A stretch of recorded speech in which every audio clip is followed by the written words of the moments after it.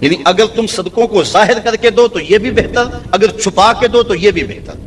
امام غازی تفسیر کبیر کے اندر اسی آیت کریمہ کے تحت 5-6 چیزیں بیان فرمائی کہ صدقہ کب چھپا کے دینا چاہیے اور کب ظاہر دینا چاہیے۔ گفتگو وہ لمبی ہے، میں ایک بات عرض کروں کہ اجازت چاہوں گا اور بات آگے بڑھاؤں گا۔ 2 طرح سے جو ہے وہ صدقہ دیا جاتا ہے، ظاہر اور پوشیدہ، اور اس میں اگر کسی شخص کو آپ دے رہے ہیں، کسی ذات کو دے رہے ہیں، تو پھر اس وقت مستحب اور بہتر یہ ہے کہ آپ چھپا کے دیں۔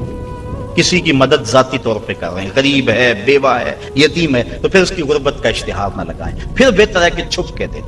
اور آقا کریم نے فرمایا 7 اشخاص قیامت کے دن اللہ کے عرش کا ٹھنڈا سایہ پائیں گے جب کوئی سایہ نہیں ہوگا۔ ان میں ایک شخص یہ فرمایا وَرَجُلٌ تصدق بصدقۃ فاخفاها حتى لا تعلم شماله ما تنفق يمينه، وہ آدمی جس نے تنہائی میں صدقہ دیا اور اتنا خفیہ دیا کہ جو دائیں ہاتھ نے کیا وہ بائیں کو خبر نہ ہو۔ فرمایا کل قیامت کے دن جب کوئی سایہ نہیں ہوگا اللہ اسے اپنے عرش کا ٹھنڈا سایہ نصیب ہوگا، اور جو عرش کے سائے تلے ہوگا قیامت کی تکلیف سے محفوظ ہوگا، جو عرش کے سائے تلے ہوگا وہ قیامت کی پریشانیوں سے محفوظ ہوگا، جو عرش کے سائے تلے ہوگا اس کو جام کوثر ضرور دیا جائے گا، اور جو ایک گھونٹ بھی پی لے گا 50,000 سال کے دن میں اسے کبھی بھی پیاس نہیں لگے گا۔ تو جس نے اپنے صدقے کو خفیہ دیا، دائیں نے دیا، بائیں کو خبر نہ ہو۔ اللہ اکبر۔ بلکہ علماء اس کی تشریح میں لکھتے ہیں کہ جس کو صدقہ دیا جا رہا ہے بہتر ہے کہ اس کو بھی خبر نہ ہو، اس انداز سے اس کے گھر میں پھینک آؤ کہ اسے بھی پتہ نہ ہو کہ میرے اوپر کون مہربانی کر گیا۔ اللہ اکبر۔ اگر ایسا ہو تو یہ انتہائی خفیہ حالت ہے۔ اللہ اکبر، اللہ اکبر۔ تو کہا کہ اگر تم صدقہ خفیہ دو تو وہ بھی تمہارے لیے بہتر ہے، اور اگر تم ظاہر دو تو ظاہر دینا کس وقت مستحب ہے جس میں کسی شخص کی ذات کا معاملہ نہ ہو۔ مثال کے طور پہ مسجد کے لیے فنڈ مانگا جا رہا ہے، دارالعلوم کے لیے مانگا جا رہا ہے، کسی ہاسپٹل کے لیے مانگا جا رہا ہے، کسی اور رفاہی کام کے لیے مانگا جا رہا ہے، لہٰذا وہاں آپ اس نیت سے کہ اگر میں اٹھ کے اعلان کروں گا تو میرے دیکھا دیکھی کئی اعلان کریں گے، لہٰذا مدد ہو جائے گی۔ تو آقا کریم نے ایک مرتبہ جہاد کے لیے فنڈ مانگا تو ایک صحابی نے جلدی سے آغاز کر دیا، اس کو دیکھنے سے باقی بھی اٹھ کھڑے ہوئے۔ تو آقا کریم نے اس وقت فرمایا تھا من سنہ فی الاسلام میں سنتن حسنتن فلہ اجرھا، جس نے اسلام میں ایسے اچھے طریقے کو رائج کیا اللہ تعالیٰ اس کو اس کا اجر عطا فرمائے گا، اور اس کے دیکھا دیکھی جس نے اس کام کو کیا اللہ اس کا اجر بھی سے عطا فرمائے گا۔ تو اس نیت سے اگر ظاہر کر لیا جائے تو وہ زیادہ فضیلت والا ہے۔ دوسرا، اگر آپ خفیہ کی بجائے اعلانیہ کرتے ہیں تو اس سے آپ کے نفس پر ریاکاری کا امکان پیدا ہو جاتا ہے، تو پھر بہتر یہ ہے کہ ریاکاری سے بچنے کے لیے خفیہ صدقہ کیا جائے تاکہ اللہ تعالیٰ آپ کے اس عمل کی برکت آپ کو نصیب فرمائے، ورنہ ایسا ہوگا کہ ریاکاری سے سب کچھ برباد ہو جائے گا۔ آگے ارشاد فرمائے وَيُكَفِّرُ عَنْكُم مِّن سَيِّئَاتِكُم، اگر تم اللہ کی راہ میں چھپ کے یا ظاہر صدقہ کرو گے تو اللہ کے نزدیک وہ بہتر ہے، اور وہ اس سے تمہارے گناہوں کو اتار دے گا، یعنی صدقہ دینے سے جو ہے وہ گناہ مٹتے ہیں۔ واللہ بما تعملون خبیر، اور جو تم کر رہے ہو اللہ اس کو دیکھ رہا ہے، نہیں کسی نے دیکھا، جس کو تم نے دیا اس نے بھی نہیں دیکھا، کسی کو نہیں کانوں کان خبر ہوئی، لیکن جس کے لیے دے رہے ہو تو دیکھ رہا ہے۔ اللہ اکبر۔ یہ اپنی اپنی نیت پر منحصر ہے کہ کس کی نیت کیا ہے۔ لیس علیک ھداھم ولکن اللہ یہدی من یشاء، اے حبیب آپ کے اوپر لازم نہیں ہے کہ ان کافروں کو جو ہے وہ آپ ہدایت دیں، بلکہ اللہ جس کو چاہتا ہے ہدایت دے دے۔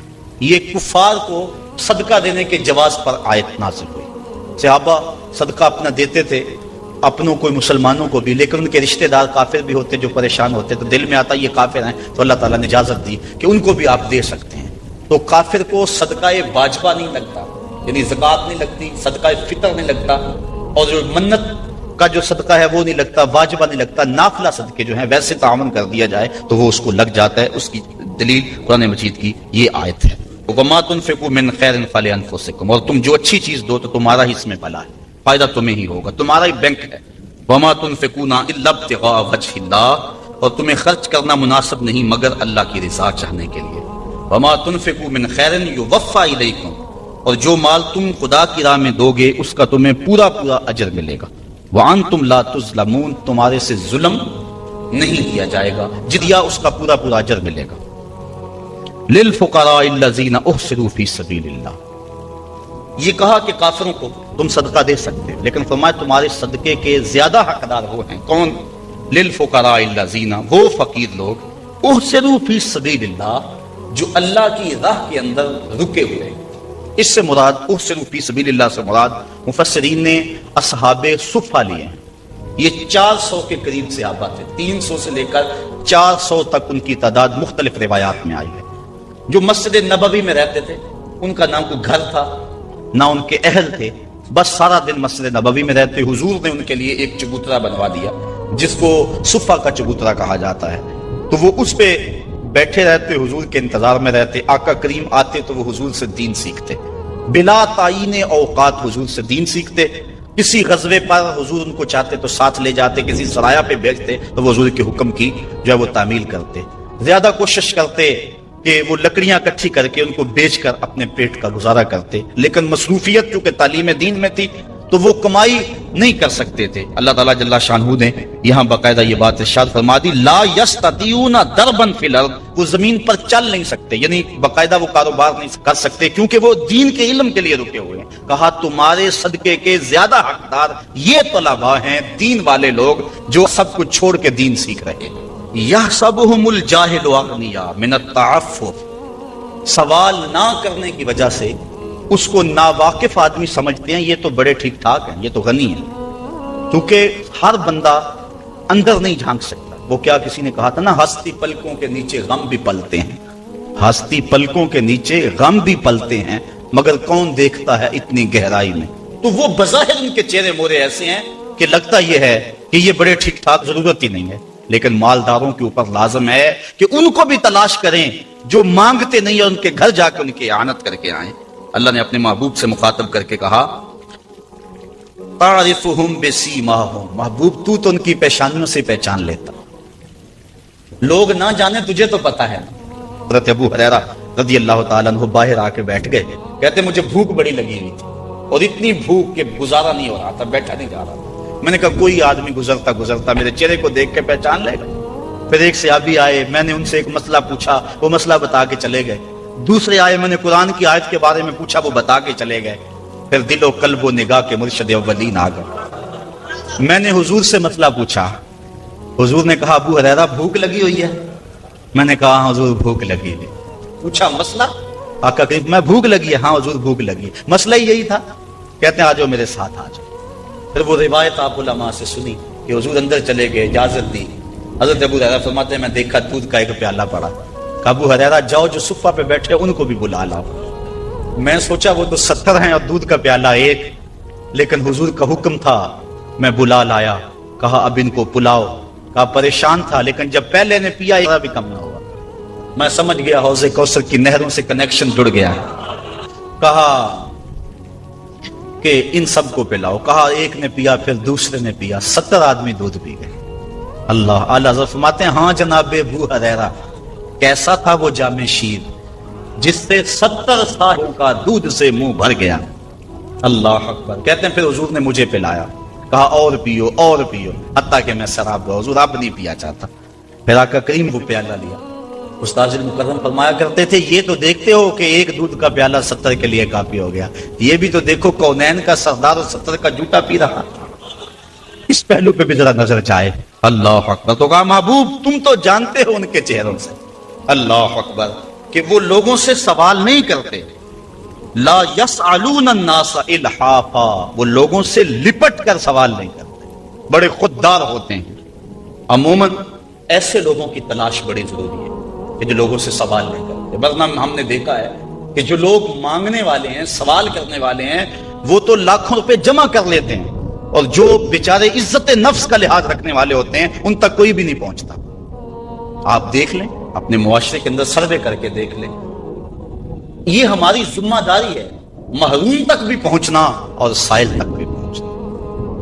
اور یہ بات ذہن میں رکھیں کہ سوال کرنا یہ مومن کی شان نہیں ہے، بلکہ حضرت سیدنا صدیق اکبر جا رہے تھے تو آپ کا کوڑا گر گیا، گھوڑے سے اترے اور نیچے سے اٹھایا اور پھر بیٹھے۔ خادم نے عرض کی حضور آپ فرما دیتے میں اٹھا کے دے دیتا۔ کہا حضور نے سوال کرنے سے منع کیا، اس لیے میں نہیں سوال کرنے کی ہمت رکھتا۔ یہاں تک جو ہے وہ ہمارے جو ہے وہ اسلاف جو بزرگ جو ہیں صحابہ اس کا خیال رکھتے تھے. کچھ اعمال ایسے ہیں کہ ان کا سلسلہ ختم ہی نہیں ہوتا. ان میں سے ایک صدقہ جاریہ ہے، اور ایک حدیث میں اس صدقہ جاریہ کی تفصیل موجود ہے. جیسے کسی نے مسجد بنائی، کسی نے نہر کھدوائی، کسی نے کنواں کھدوا دیا، کسی نے قرآن مجید کو لوگوں تک پہنچا دیا، علم کی نشر و توبیع کی. تو یہ وہ اعمال ہیں جو صدقہ جاریہ کی صورت میں ہیں اور یہ ختم نہیں ہوتے. مجھے اور آپ کو صدقہ کی مختلف صورتیں وہ اختیار کرنی چاہیے. کھانا کھلانا بھی صدقہ ہے، لباس پہنانا بھی صدقہ ہے، حتیٰ کہ جو کمائی کر کے تم بیوی کے منہ میں رکھتے ہو وہ بھی صدقہ ہے. اپنے بچوں پر جو خرچ کرتے ہو وہ بھی صدقہ ہے. تم نے کھیتی لگائی اور چڑیاں آ کر کے دانے چگ گئیں، اللہ وہ بھی صدقے کے کھاتے میں لکھتا ہے. اللہ اکبر. تو صدقے کا بہت وسیع مفہوم ہے. کچھ دینے کے لیے نہیں ہے. کلمۃ الطیبہ، اچھی بات کر دینا، یہ بھی صدقہ ہے. راستے میں پڑی ہوئی چیز کو اٹھا دینا، اس کو بھی کہا چھوٹی نیکی نہ سمجھنا. تو مختلف صدقے کی صورتیں ہیں اور سب ہمیں ادا کرنی چاہیے. لیکن ایک بہترین شکل صدقے کی صدقہ جاریہ ہے، اور وہ مسجد بنا دینا، وہ دارالعلوم بنا دینا، وہ نہر کھدوا دینا، وہ جو ہے وہ کنواں کھدوا دینا. حدیث میں آتا ہے جس طرح وہ آیت کریمہ نازل ہوئی، لن تنالوا البر حتی تنفقوا مما تحبون. تو بیرے ہا لے کر کے صحابی اس کا معاملہ لے کر آگے، حضور مجھے سب سے زیادہ محبوب یہی کنواں ہے، تو میں یہی اللہ کی راہ میں پیش کروں. اللہ اکبر. تو وہ صدقہ جاریہ کی شکل ہے. دور موجود کے اندر جن علاقوں میں پانی نہیں ہے، آر او پلانٹ وہاں لگا دینا، یہ کنواں کھدوانے کا دور موجود کے اندر ایک منظم طریقہ ہے. بلکہ ہمیں نیت کرنی چاہیے. میں تو پچھلے دن کہیں تھا تو تقریباً اہل خیر بیٹھے تھے، تو میں نے کہا تھا کہ آپ کو بھی کہتا ہوں، اور میں خود بھی اس کی نیت کی ہے، اور انشاءاللہ اللہ نے توفیق دی تو ہوگا بھی، کہ ہر شخص ہم میں سے ارادہ کرے. جس کے پاس مال ہے وہ تو کرے ہی کرے، جس کے پاس مال نہیں ہے وہ بھی کرے، اللہ سے مال دے گا. ہر شخص ارادہ کرے کہ میں زندگی میں کم از کم ایک مسجد تو بنواؤں گا، میں زندگی میں ایک جامعہ تو بنواؤں گا. تو یہ اگر ہم نیت کر لیں تو نیت المومن خیر من عملہ، تو اس کا ثواب آج سے ہی شروع ہو جائے گا. نیت وہ والی نہیں ہے کہ جب مال ہو تو پھر نیت ٹوٹ جائے. کچھ نیتیں ایسی ہوتی ہیں بندہ پہلے نیت کرتا ہے جب مال نہیں ہوتا. ایک واقعہ مشہور ہے کہ ایک آدمی چڑھا اس کے اوپر، کھجور کے اوپر توڑنے کے لیے، تو وہاں ایک سانپ بیٹھا ہوا تھا. تو اسے نہیں پتا تھا، جب خشک کو ہاتھ ڈالنے لگا تو ایک خوفناک سانپ دیکھا تو ڈر گیا، اور فوری نیچے سرکنے لگا اور کہا اللہ اگر اس سانپ کے قہر سے تو مجھے بچا لے تو تیری راہ میں اونٹ خیرات کروں گا. اور نیچے سرکنا شروع کیا. 10 15 20 فٹ نیچے ہو گیا، لیکن وہ ابھی بھی اس کی طرف غسیلی نظروں سے دیکھ رہا تھا. لیکن کچھ تھوڑا سا محفوظ ہو گیا. کہا مالک اگر تو مجھے اس سے بچا لے تو تیری راہ میں اونٹ خیرات کروں گا. یوں اترتے اترتے نصف تک آ گیا اور سانپ کا خطرہ بھی ٹلا نہیں ہے. تو کہنے لگا اللہ اگر تو مجھے اس سانپ سے بچا لے تو تیری راہ میں بکری خیرات کروں. پھر زمین کے تھوڑا سا قریب آ گیا اور کہنے لگا اللہ تو اگر اس سانپ سے مجھے بچا لے تو مرغی دوں گا. اور پھر چھلانگ لگاتے ہوئے کہا مالک میرے گھر میں ایک انڈا پڑا ہے، وہی تیری راہ میں جا کے خیرات کر دوں گا. تو اونٹ سے چلا اور معاملہ انڈے تک پہنچا. یہ صادق النیہ نہیں ہے. اللہ کے محبوب علیہ السلام نے حضرت ابو کبشہ الانماری سے ایک روایت ہے، اس میں فرمایا لوگ 4 طرح کے، ان میں سے دوسری قسم کے لوگوں کا ذکر فرمایا ورجل رزقہ اللہ علما ولم یرزقہ مالا. وہ شخص جس کے پاس مال نہیں ہے لیکن اللہ اس کو شعور دیا ہے، فہم دیا ہے، علم دیا ہے. آگے لفظ ہے فہو صادق النیہ، لیکن وہ نیت کا بھی سچا ہے. وہ کہتا ہے کہ اگر میرے پاس مال ہوتا لعملت بعمل فلان، تو جو مالدار لوگ اللہ کی راہ میں خرچ کر رہے ہیں میں بھی ایسے ہی کروں. اور وہ ایسے اوپر سے نہیں کہہ رہا جب مال آ جائے تو پھر جائے. فرمایا وہ ہوا صادق النیہ، وہ نیت کا سچا ہے. اگر مال آتا تو کرتا. آقا کریم نے فرمایا کہ کل قیامت کے دن اس نے کیا کچھ نہیں ہے، لیکن جب اعمال تولیں گے تو یہ بھی اس سخی کے ساتھ ہی کھڑا ہوگا، یہ بھی افضل المنازل. تو نیت کر لینی چاہیے کہ صالح اعمال بجا لائیں، صدقہ کریں، اور صدقہ جاریہ میں مجھے آپ کو سچے دل سے اگر اللہ نصیب کر دے تو پھر یہ کوئی مشکل نہیں ہے، اور یہ سب کچھ یہاں رہ جانا ہے. اور وہ تو ہمارا کفن بھی میلا نہیں ہوتا کہ سب کچھ بانٹ لیا جاتا ہے. میاں صاحب بولے جاندی واری ڈرونا بنے ہوتے، ہاتھ نہ لاندے ڈر دے جنہ لئی تو پاپ کمایا جی کتھے نیترے کر دے. ابو لہب ابو جہل سے لے کے دجال تک الکفر ملت واحدہ، کفر ختم کرنے کی کوشش کرے گا، اپنے منہوں کی پھونکوں سے اس چراغ کو بجھانے کی کوشش کرے گا. یہ چراغ کبھی آپ کو جھلملاتا ہوا بھی دکھائی دے گا، لیکن یہ بات ذہن میں رکھ لو کہ واللہ متم نورہ، اللہ اس نور کا اتمام کرے گا۔ اللہ اکبر، ولو کرہ الکافرون، کافروں کا سب کچھ ڈوب جائے، اتنا سرمایہ لگایا، مسلمان پھر ابھر گئے۔ منگولوں نے کیا کچھ نہیں کیا تھا، بغداد کو اجاڑ کے رکھ دیا، دریائے دجلہ کا بند توڑ دیا، انسانی کھوپڑیوں کے مینار تعمیر کیے گئے، 1.25 لاکھ لاشیں تہ خانوں سے ہم نے نکالی، اور کوئی نہیں کہتا تھا کہ مسلمان اب دوبارہ اٹھ پائیں گے۔ لیکن ہے یا یورش تاتار کے افسانے سے، پاسباں کعبے کو مل گئے صنم خانے سے۔ ان اللہ یؤید ھذا الدین بید الرجل الفاجر، اللہ برے لوگوں سے بھی اس دین کا کام لے لیتا ہے۔ واللہ متم نورہ، وہ اس نور کو ہر صورت میں پورا کر کے دکھائے گا۔ یقین کا چراغ ہمارے ہاتھ میں تھما دیا، یہ چراغ کبھی بھی آپ کے ہاتھ سے نہیں چھوٹنا چاہیے کہ دین غالب ہوگا۔ والذی ارسل رسولہ بالہدی ودین الحق لیظہرہ علی الدین کلہ، اللہ تعالیٰ نے رسول کو حق اور ہدایت کے ساتھ مبعوث اس لیے کیا ہے کہ تمام ادیان پر دین اسلام کو غالب کرے گا، اگرچہ مشرکین کو ناپسند ہو۔ ساری ان کی محنت ڈوب جائے گی، ساری کمائی ڈوب جائے گی، اتنا سرمایہ کیا، یہ ٹیکنالوجی کے کھڑے کیے گئے پہاڑ، یہ خریدے گئے غدار، یہ کائنات کے اندر ان کے عالی دماغوں کی محنت، دسیسہ کاریاں، پھیلائے گئے جال، یہ سب ضائع ہو گیا۔ اور اسلام جب اٹھتا ہے تو پھر اسلام اٹھ کے کھڑا ہو جاتا ہے۔ واللہ متم نورہ، اللہ اپنے نور کو ہر صورت میں اس کا اتمام کرے گا۔ اب اتمام دین کے لیے اس نے حضور کے غلاموں سے کام لینا ہے۔ آپ آئے ہو، دھوپ میں بھی بیٹھے ہو، آج عہد کر کے جاؤ کہ ہم اتمام دین کی تحریک میں عملاً شریک ہوں گے۔ اللہ اکبر، اور وہ کس طرح ہوگا؟ اللہ اور اس کے رسول کے ساتھ ہمارا تعلق اگر مضبوط ہوتا ہے تو اتمام دین ہوگا۔ پہلی بات ذہن میں رکھ لیجئے گا، دین کبھی بھی مغلوب نہیں ہوا، دین غالب رہا۔ دلائل و براہین کی روشنی میں دین ہمیشہ غالب تھا۔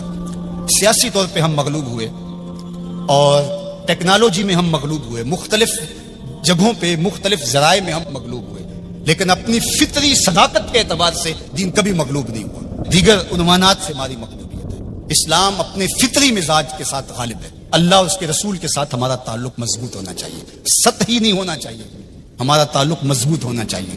ہماری محبت نعروں تک محدود نہیں ہونی چاہیے، ہماری محبت صرف ہمارے لباس اور ہماری وضاحت تک محدود نہیں ہونی چاہیے، بلکہ محبت رسول کا تقاضا یہ ہے کہ ہماری روحیں بھی حضور کی غلام ہونی چاہیے، ہمارا جسم بھی حضور کا غلام، ہمارا طرز زندگی، انداز معاشرت، اٹھنا بیٹھنا، رویے، شادی بیاہ، مرگ، سب کچھ حضور کی غلامی کے سانچے میں ڈلی ہو۔ دوسرا کام آپ نے جو کرنا ہے وہ کتاب اللہ سے رب مضبوط کرنا ہے۔ جتنا مضبوط رب قرآن سے قائم ہوگا، امت اوپر چلی جائے گی، صرف نعروں سے نہیں، صرف باتوں سے نہیں، میری گفتگو سے نہیں، اس اجتماع سے نہیں، آپ نے قرآن سے اپنے رب کو مضبوط کرنا ہے۔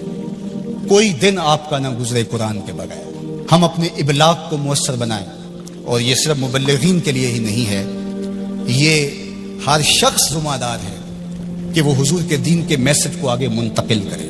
مؤثر تبلیغ کا انداز ہوگا تو اثر انداز ہوگا، اگر تبلیغ کا انداز مؤثر نہیں ہے تو وہ الٹا نقصان کا سبب ہوگا۔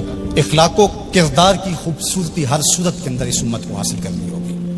امت گر جائے، امت عروج پہ ہو، جس صورت کے اندر بھی ہیں، اپنی گفتگو کو، اپنے طرز زندگی کو، اپنے انداز معاشرت کو خوبصورت رکھیں گے اور ہمارا کردار بتائے گا کہ ہم حضور کے غلام ہیں، تو ہم چاہے ایک ہی فرد ہوں گے تو اس پیغام کو لے کر آگے بڑھ جائیں گے، لیکن لاکھوں بھی ہوں گے لیکن بدتمیز ہوں گے کردار کے اعتبار سے، رویوں کے اعتبار سے، اخلاقیات کے اعتبار سے، تو پھر کچھ بھی نہیں ہوگا، ہم ایک جھاگ کی طرح ہوں گے۔ تعلیم کا نظم امتوں کو کھڑا کرتا ہے، اور تعلیم کے ذریعے سے قومیں آگے بڑھتی ہیں، اور جہالت ہی قوموں کی بربادی کا سبب اور ذریعہ ہوتا ہے۔ اسی لیے ادارۃ المصطفیٰ نے اس سیکٹر کے اندر خاص طور پہ اپنے کام کو آگے بڑھانے کا آغاز کیا ہے، اس لیے کہ منبر و محراب کو اگر صالح افراد نصیب ہو جائیں جو دین کی روح کے مطابق ان تک پیغام پہنچا سکے تو یہ امت کھڑا ہوتے ہوئے دیر نہیں لگے گی۔ اسی طرح دوسرا کردار والدین کا ہے، تیسرا کردار معلمین کا ہے۔ امت سازی کے عمل میں یہ تین کردار انتہائی اہم ہیں، اور چوتھا کردار دور موجود کے اندر میڈیا کا ہے، جس سے ہم سر دست کوئی توقع نہیں رکھ سکتے، لیکن یہ تین کردار جو ہیں یہ انتہائی اہم ہیں، ان کرداروں کو ہمیں سنبھالنا پڑے گا۔ غلبہ دین کا شوق جنون کی حد تک ہمارے سینے میں موجود ہونا چاہیے، لیکن یہ بات ذہن میں رکھے کہ اگر ہم یہ نہیں کر پاتے تو ہمارے ذمے نہیں ہے. ہمارے ذمے جو ہے وہ کوشش اور محنت کرنا ہے. جب انسان یہ طے کر لیتا ہے کہ یہ میں نے کرنا ہی کرنا ہے اور وہ نہیں ہو پاتا تو وہ مایوس ہو جاتا ہے. اس لیے غلبہ اگر ہو جاتا ہے تو یہ بہت اچھی بات ہے. بلکہ میں نے یہ بات کئی دفعہ کہی ہے کہ ہمارا کام صفیں سیدھی کرنا ہے, اللہ امام کو بھیج دے گا. لیکن خود اگر ہم کہیں کہ ہم امام بن کے بھی ہم نے بیٹھنا ہے تو پھر گھر کا راستہ بھول گئے, ہم گھر جانے کی جلدی میں پھر ہم راستہ بھول جائیں گے. ادارۃ المصطفیٰ ایک مربوط فکر کا نام ہے, اس کے طے شدہ اہداف ہیں. لیکن یہ بات ذہن میں رکھیے گا کہ ہم ایک طوفان سینے میں رکھنے کے باوجود ایسی جلد بازی کبھی نہیں کریں گے جس سے ہمارا راستہ کھوٹا ہو جائے. ہم سمجھتے ہیں اور اس وقت جو دکھ پھیلے ہوئے ہیں, امت جس درد میں مبتلا ہے, ایک وقت تھا اس زمانے میں ہم بھی کہتے تھے کچھ شہر دے لوگ بھی ظالم نے, کچھ سانو مرن دا شوق بھی ہے. وہ شوق فراواں مرنے کا سینے میں موجود ہے. لیکن آج میں یہ بھی کہنا چاہوں گا کہ اے اشک آہستہ بریز کہ غم زیادہ است, اے آنسو ہولے ہولے برسو غم زیادہ ہے, اے شمع آہستہ بسوز کہ شب دراز است. رات بہت لمبی ہے, رات بہت تاریک ہے, اس شمع کو بچا بچا کے جلانا ہے, کہیں بجھ نہ جائے یہ چراغ اور آدھی رات اندھیرے میں ڈوب جائے. اگر تم چراغ ہدایت ہو, اگر تمہارے دم سے اجالے ہیں, اگر تمہاری وجہ سے اللہ کی مخلوق خیر کی راہوں کو اختیار کر رہی ہے, اگر تم امت کی ضروریات کو سمجھنے کی صلاحیت رکھتے ہو تو پھر ہولی ہولی جلو. اس لیے کہ شب دراز است, رات بہت لمبی ہے, اس لیے ہولے ہولے آہستہ آہستہ منزل کی طرف بڑھتے جاؤ. ہاں اٹھنے والا قدم رہے منزل کی طرف, چونٹی کی چال پہ بھی چلو گے تو منزل پہ پہنچ جاؤ گے. امت کے تصور کو ہمیشہ اجاگر رکھنا, حضور کی امت بن کے رہنا. آپ اپنی شناخت کو, آپ کی علاقائی شناخت ہے, آپ کی مسلکی شناخت ہے, آپ کی خاندانی شناخت ہے, آپ کی جو بھی شناختیں ہیں ان شناختوں کو باقی رکھو. میں ان شناختوں کا انکار نہیں کرتا, لیکن آپ کا تعارف امت کے حوالے سے آگے بڑھنا چاہیے. اور امت یہ ایک آفاقی تصور ہے کہ جو آپ کو کھڑا کر دے گا اور آقا کریم علیہ السلام کی تسکین قلب کا سبب اور ذریعہ بنے گا. جب علماء مشائخ ایک دوسرے کے جبے ادھیڑ رہے ہوتے ہیں, منبر رسول جو حضور کا دیا ہوا ہوتا ہے اس پہ ایک دوسرے کو کافر کہہ رہے ہوتے ہیں, اور کسی کو کافر کہنے پہ جشن منا رہے ہوتے ہیں, اور ان کی پگڑیاں ادھیڑ کے اس کی دھجیاں بکھیر رہے ہوتے ہیں اور اس پہ رقص کر رہے ہوتے ہیں, گنبد خضرا میں رسول اللہ کو کتنی تکلیف ہوتی ہوگی. تو اس لیے امت بن کے رہو, بکھر کے نہ رہنا. سیاسی شعور اچھی طرح سے آپ کے اندر ہونا چاہیے. ہم انتخابی سیاست سے گریز اس لیے کرتے ہیں کہ اس کا نتیجہ ہماری آنکھوں کے سامنے ہے کہ 70 سال میں کچھ نہیں ملا, تو آئندہ ہم جو میسر ہے وہ ہم جو کر رہے ہیں وہ بھی کیوں چھوڑ بیٹھیں. اس لیے کہ جو میں کر رہا ہوں اس سے حقیقی سیاسی شعور پیدا ہوگا, رجال کار پیدا ہوں گے, افراد سازی کے عمل سے ہم گزر رہے ہیں. وہ ایک زمانے میں مجھے کسی نے کہا کہ آپ ضرور آئیے, اور بڑی ہی محبت کا اظہار کیا اور بہت سبز باغ بھی دیے. تو میں نے ان کو پیر نصیر الدین علیہ رحمہ کا ایک قول سنایا کہ ایک زمانے میں ان کو وقت کے ایک حکمران نے کہا کہ جناب آپ آئیے, ہم آپ کو وزیر بنانا چاہتے ہیں. تو انہوں نے ہنس کے کہا میں بادشاہ, تو مجھے وزیر بنانا چاہنا ہے. اس لیے ہم انتخابی سیاست کا کوئی عملی نتیجہ نہیں دیکھتے. اور اگر آپ سوشل میڈیا اور الیکٹرانک میڈیا دیکھتے ہیں تو آج کل جو ہاہاکار مچی ہے, جو اندھیر نگری ہے, جو لہجوں کی عجیب بدبو پھیلی ہوئی ہے, تو کیا کوئی یہ پسند کرتا ہے کہ میں بھی جا کے اس ماحول میں کھڑا ہو جاؤں؟ اور اگر کوئی کہتا ہے نہیں جناب آپ صاف سیاست کیجئے, تو میاں یہ صاف سیاست کا تو ماحول پیدا کر رہے ہیں, یہ رجال کار ہی تو پیدا کر رہے ہیں. باقی یہ آرزو کہ آپ آئیں, میاں میری یہ آرزو نہیں ہے کہ میں آؤں, وہ ماحول پیدا کرنا چاہتا ہوں کہ کوئی آئے, اس کے لیے کوئی بنیادیں تو کھود جائے, کوئی راستے کے اندر سے پتھر تو ہٹا دے. سب نے یہ کہا کہ میں آؤں گا, لیکن راستے کے اندر پتھر پڑے تھے. ہمارا مشن ان پتھروں کو ہٹانا ہے, راستے ہموار کرنا ہے, اور ہم نے دیر تک اس کام کی طرف جانا ہے. اے شمع آہستہ بسوز کہ شب دراز است, اے اشک آہستہ بریز کہ غم زیاد است. سینوں میں طوفان ہے, کل بھی کل مرجل, میرا سینہ جل رہا ہے ہنڈیوں کی طرح. میرا بھی جی چاہتا کسی دیوار سے ٹکرا جاؤں. ان حالات میں کیا کوئی دیکھ سکتا ہے کہ رسول اللہ کی امت کاٹی جا رہی ہو, بچے ذبح کیے جا رہے ہو فلسطین میں, کشمیر میں؟ لیکن کیا اس کا علاج میرے پاس سیاست کے میدان میں چھلانگ لگا دینی ہے جہاں ٹانگیں تڑوا بیٹھوں اور جو میسر ہے وہ بھی نہ کر سکوں؟ میں جو کرتا ہوں میں شعوری طور پہ کھڑا ہوں, میں جہاں کھڑا ہوں دلیل سے کھڑا ہوں، میں جہاں کھڑا ہوں میں پورے تیقن کے ساتھ کھڑا ہوں، منزل اور ہدف میری نگاہوں کے سامنے ہے، میں آہستہ آہستہ بڑھتا چلا جاتا ہوں لیکن منزل کی طرف میری سیر ہے۔ ہمارا نرم رو قاصد پیام زندگی لایا، ہمارا نرم رو قاصد پیام زندگی لایا، خبر دیتی تھی جن کو بجلیاں وہ بے خبر نکلے۔ تو ہم بجلی کی طرح کوند کر کے ہم شعلہ نہیں بنیں گے، ہم شمع بنیں گے۔ لوگ کہتے ہیں شعلہ بن جاؤ، شعلہ بننا بھی یہ آگ کا مزاج ہے اور شمع بننا بھی آگ کا مزاج ہے، لیکن ہم شعلہ بننے کا مزاج نہیں رکھتے، ہم شمع بننے کا مزاج رکھتے ہیں۔ اے شمع آہستہ بسوز کہ شب دراز است، اے اشک آہستہ بریز کہ غم زیاد است،